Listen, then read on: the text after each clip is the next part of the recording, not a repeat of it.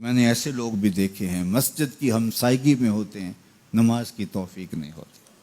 بعض اوقات یہ دیکھنے میں آتا ہے کہ کوئی جنازہ ہو جاتا ہے تو ظہر کے بعد جنازہ ہے، عصر کے بعد جنازہ ہے، تو گھر بالکل مسجد کے قریب ہے، تو ظہر کے بعد میت اٹھائی جائے گی، تو سب وضو سے ہوتے ہیں، تو نماز کا وقت ہوا تو سب مسجد میں چلے گئے کہ نماز پڑھیں، اس کے بعد جنازہ اٹھائیں گے، اور بے نمازی ادھر ادھر گلیوں میں منہ چھپاتے پھر رہے ہوتے ہیں۔ وضو بھی کیا ہوا ہے رسماً، لیکن مسجد میں جانے کی توفیق نہیں مل رہی۔ وہ سمجھتے ہیں ہم نہیں جا رہے، میاں تمہیں کوئی بلا ہی نہیں رہا۔ اتنے بد نصیب ہو، جنازہ بھی تم اللہ کے لیے نہیں پڑھنے آئے، وہ بھی کسی کے دکھلاوے کے لیے آئے ہو۔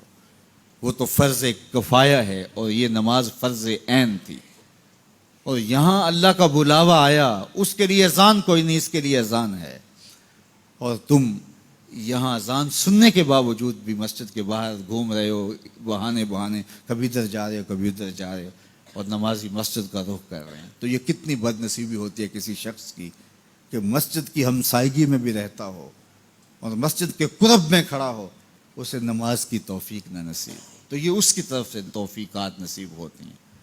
میں ایک بات سنایا کرتا ہوں کہ لاہور جب بڑی چہل پہل ہوا کرتی تھی ہمارے ریلوے اسٹیشن پہ، تو بہت سارے لوگ ریلوے کے ذریعے آیا کرتے تھے، تو وہاں کلیوں کی قطاریں ہوا کرتی تھی۔ ایک بوڑھا کلی، ٹرین کا وقت ایسا تھا کہ وہ رکی آ کے، تو اس نے کسی کا سامان اٹھایا، تو میکلوڈ روڈ پہ جانا تھا، تو راستے میں نوری مسجد پڑتی ہے، تو اس نے کہا قریب آ کے کہ بابو جی میری نماز عصر رہتی ہے، تو ذرا 2 منٹ کے لیے رکیے، میں نماز پڑھ لوں۔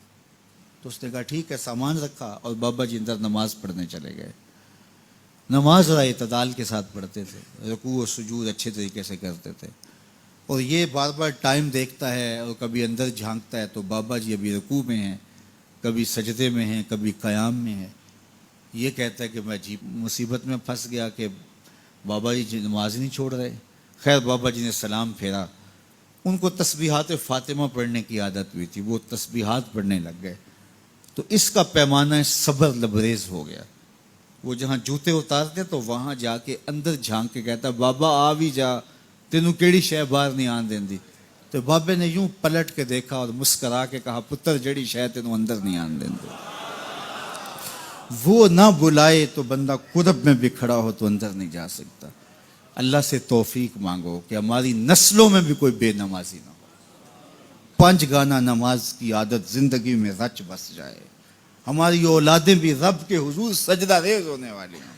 قیامت کے دن جب حکم ہوگا کہ اللہ کو سجدہ کرو، بے نمازی اس دن تو چاہیں گے سجدہ کریں، آج کوئی نماز پڑھتا یا نہیں پڑھتا، اس دن تو ہر کوئی چاہے گا کہ آج سجدہ کریں، لیکن بے نمازی چاہے گا کمر اکڑ جائے گی، سجدہ کر نہیں سکے گا۔ قرآن بتاتا ہے کچھ لوگ جہنم کی طرف دھکیل کے لے جائے جا رہے ہوں گے، ان کو کچھ لوگ پوچھیں گے ما سلککم فی سقر، تم جہنم کو کیوں جا رہے ہو؟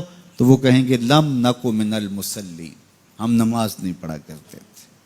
تو 5 گانا نماز یہ زندگی میں شامل کر لو، کبھی بھی نماز قضا نہ ہونے پائے۔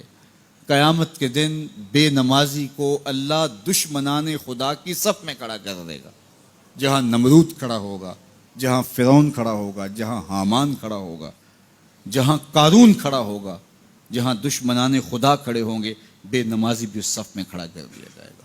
مجھے بتائیے ہم میں سے کوئی بھی یہ گوارہ کرتا ہے کہ حشر کے دن دشمنان خدا کی صف میں کھڑے کر دیے جائیں؟